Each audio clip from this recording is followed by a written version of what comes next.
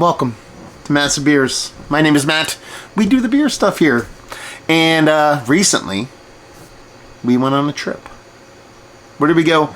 We went to Connecticut. Beer Tube Palooza, hung out with a bunch of friends and family. I call them family. And we went to a brewery called Fox Farm. We're going to review their Meza. This is a 6.7% unfiltered India Pale Ale. I bought this from the brewery. Actually, I don't even know if I bought this. One of the very fun things, or cool things, is that they ended up hooking us up a little bit while we were up there. I was supposed to interview one of the owners, and this didn't happen, but they tossed a couple cans out our way, so I was kind of excited about that, too. So, yeah. Anyway, what is this? This is an unfiltered pale ale, comes 6.7%. I think that's all we got. From the soils come the spoils. Classic. Fox Farm labeling, always dug the cross contour cut on here. I assume that Meza has to do with what that is. It looks like a flower. It almost looks like a chrysanthemum. Words are hard. So yeah, dig on that as far as the beer goes. That'd be a hazy IPA. That's what you look for in a nice, rich, hazy pale ale, at least, or IPA, I'm sorry. That's what I look for. Because what it does is it has this really nice kind of rich haziness to it, but it doesn't look ultra turbid to it, you know, just barely off whitehead. Just this nice kind of like a apricot kind of pineapple juice kind of vibe going for it, which does not suck. Focus. And yeah, so looks the part. Let's even get a nose. A little nasally, a little what do they call them, allergies? Okay. So one of the things that I really miss in hop profiles is Ranky Dank. Ranky Dank Onion, Ranky Dank Scallion, and that's what I'm getting here. Actually, I'm getting this nice kind of fruit portion of the show. That's definitely the in the clubhouse. These hazies are almost always exclusively that. But when you have this nice, just filthy scallion, onion, garlic. I call it mean mugging. I want to put my own kind of thing on it, and I always call it like a mean mugginess when it comes to a hop. It really gets me hot and bothered, and it really does stand out here. It's the calling card of the beer. I'm kind of blown away that it's there. I kind of wish I had a billion of these. At least aromatically, it's coming off absolutely fantastic. God, I can't get past it every time I huff it, man. This is canned 2 weeks ago. A bit over 2 weeks ago. No, exactly 2 weeks ago, actually. And if I knew what this smelled like, because I didn't have this while I was there, but if I had this while I was there, I think I would have bought a bunch of it. Just off the nose alone. Just give me those aromatics, and I think we're on to something. Yeah, just ranky dank. I mean, on the other side of things, there's a pineapple, tropical fruit thing floating around there. And again, the fruit portion of the show is quite big, but it really is that ranky dank scallion, onion, garlic thing that has me all kind of hot and bothered. I'm done talking. We're diving into it. Cheers, y'all.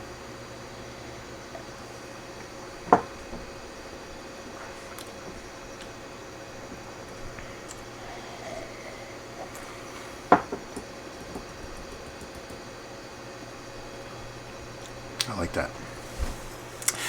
I thought it was going to be a little bit more kind of just like 2x4 to the face.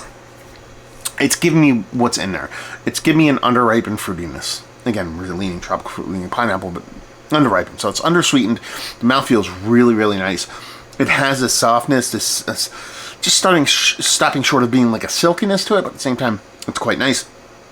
And you do get that ranky dank, you do get that onion, but it's much more prominent on the nose than it actually is in the taste. It drinks all what it is, that 6 and change. It just, the nose gave me like a double IPA burst. Not to riff off one of the names of the other beers, but it gave me this kind of big boisterousness. I thought it was going to be one of those 6 and change hazies that drank like an 8. It's a 6 and change hazy that drinks like a 6 and change hazy, but so tantalized by that ranky dank. I just want it just kind of in my face. And instead, I'm getting it in my mouth. That sounded creepy. I apologize. But it is quite tasty. The combination of mouthfeel and where the beer lies, which is that not under attenuated sweetness, you know, and it's definitely Just has this slightly undersweetened fruitiness to it, with that little bit of ranky dank on there, and a super drinkable package. I think this is very, very tasty. High horse, nitpicky. Give this to me at 5 and change.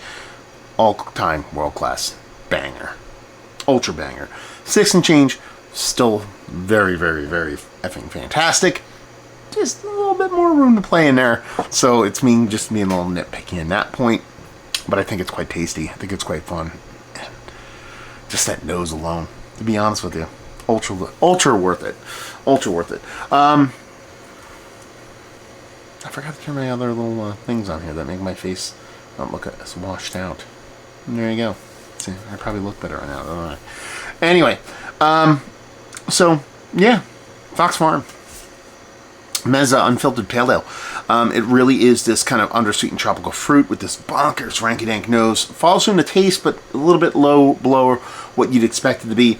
And just a really, really great beer. Again, not to kind of fanboy, because it's not really all that great to do those kind of things when it comes to talking about breweries. But, you know, Fox Farm is one of the breweries that I've been kind of chomping at the bit for a very long time to visit, because they've been pretty much my number one favorite place for quite some time. And visiting did not disappoint. From the environment to the beers to the whole nine.